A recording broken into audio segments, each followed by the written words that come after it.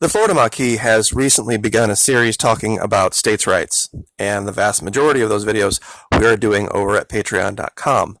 However, today I think it's imperative that I put this video on YouTube for everyone to see. I've used maps like this before. Now, the countries that you're seeing in relation to the states of the United States here, they're just talking about head count. They're not talking about any other relation whatsoever. So when you see Algeria and California, you're just talking about number of people. It's just another way to measure it. Relative number of people in Indiana, same as Libya. Romania, Florida, you get the idea. But the most important part of today's video is going to come from our history. We were never intended to be 13 at the time, administrative districts of Washington, D.C. Now we're 50 administrative districts. We were meant to be independent.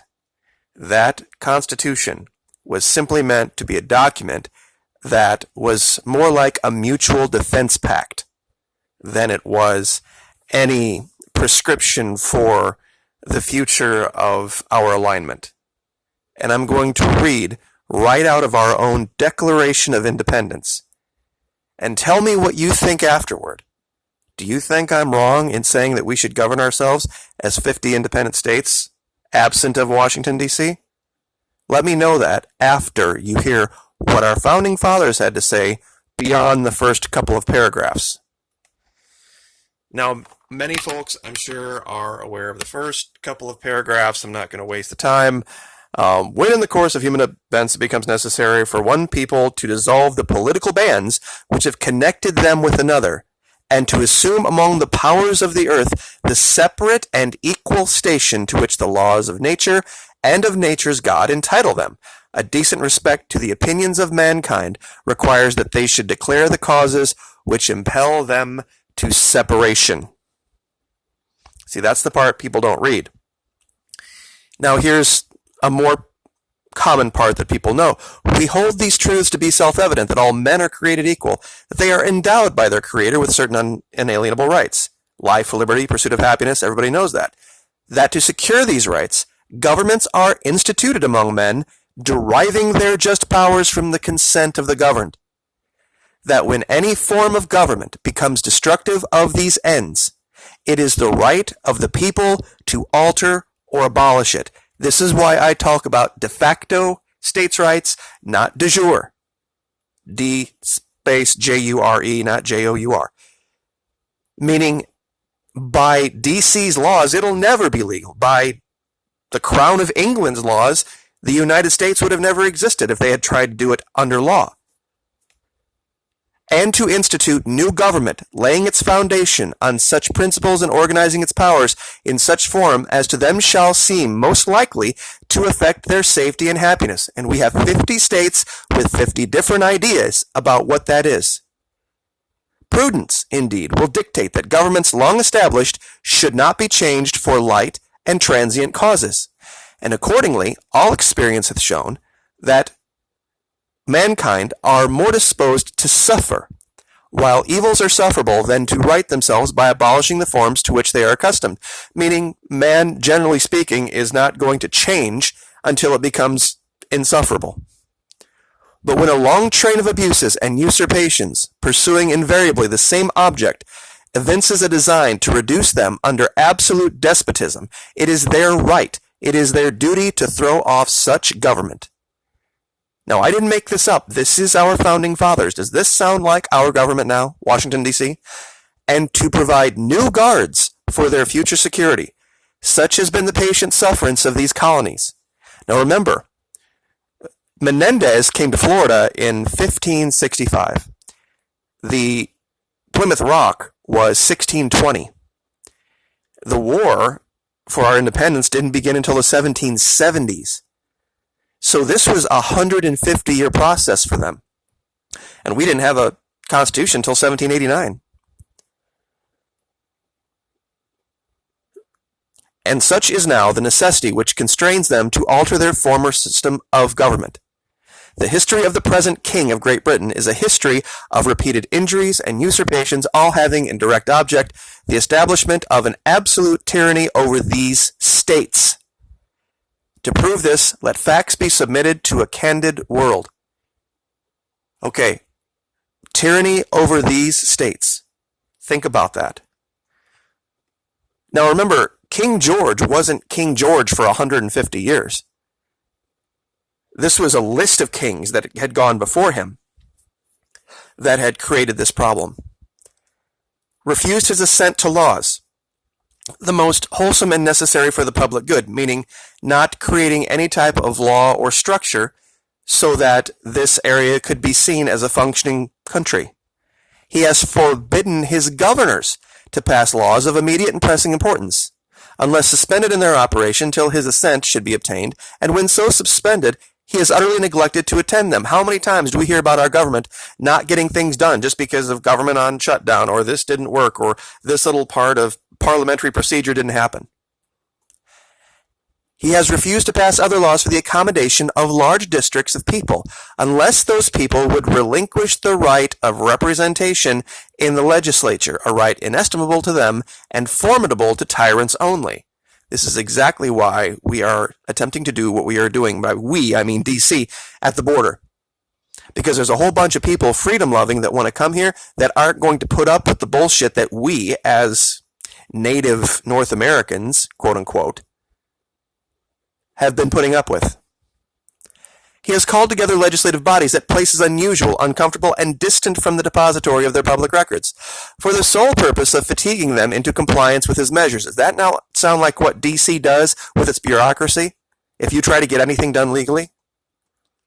He has dissolved representative houses repeatedly for opposing, with manly firmness, his invasions on the rights of the people, meaning any group that tries to stand up for the rights of their state gets legally dissolved. This whole wild goose chase for the Constitutional Convention is ridiculous. He has refused for a long time after such dissolutions to cause others to be elected, whereby the legislative powers, incapable of annihilation, have returned to the people at large for their exercise, the state remaining in the meantime exposed to all the dangers of invasion from without and convulsions within. You see, we're more susceptible to being invaded now than we would be if we had states' rights, independent of DC. He has endeavored to prevent the population of these states for that purpose, obstructing the laws for naturalization of foreigners. Obstructing the laws for naturalization of foreigners. Does that not sound familiar? Refusing to pass others to encourage their migration hither, and raising the conditions of new appropriations of land. DC has pretty much taken over everything west of the Mississippi, and now they want to build a wall. And then make it seem like they're doing it for you. They're not doing it for you. They're doing it for them. He has obstructed the administration of justice by refusing his assent to laws for establishing judiciary powers. Once again, federal courts overruling state courts. He has made judges dependent on his will alone. Imagine that, for the tenure of their officers and the amount and payment of their salaries. That sounds very familiar. He has erected a multitude of new offices and sent hither swarms of officers to harass our people and eat out their substance. Got 3 letters for you. IRS. Remember, this is the Declaration of Independence. This is the 1700s. And this was the reason that they first said, we're done with the Crown of England. He has kept among us in times of peace standing armings without the consent of our legislatures. IRS, BATF. He has affected to render the military independent of and superior to the civil power. You're telling me that's not the case now? He has combined with others to subject us to a jurisdiction foreign to our Constitution, UN, and unacknowledged by our laws, giving his assent to their acts of pretended legislation. For quartering large bodies of armed troops among us, for protecting them by a mock trial from punishment for any murders which they should commit on the inhabitants of these states. I'm sure a lot of people could argue that that's our current constabulary and police forces. Cutting off our trade with all parts of the world. Imposing taxes on us without our consent. Depriving us in many cases of the benefits of trial by jury. Rendition, Patriot Act. for transporting us beyond seas to be tried for pretend offenses. Once again, rendition, Patriot Act, for abolishing, and there's a laundry list here, and I know I'm 10 minutes in now, but I'll give you this link, founding.com, the Declaration of Independence. That's all you need to know. Go to founding.com, the Declaration. There is just a list of everything that DC has pretty much done in the last 100 years or more. Excited domestic insurrections amongst us. You're saying DC doesn't turn us in on ourselves, Republican versus Democrat, liberal versus conservative. In every stage of these oppressions, we have petitioned for redress in the most humble terms. Our repeated petitions have been answered only by repeated injury. A prince whose character is thus marked by every act which may define a tyrant is unfit to be the ruler of a free people. This could mark any leader we have had in the last, in my lifetime, I'm only 50 years old. I'd say 40 of those 50 years.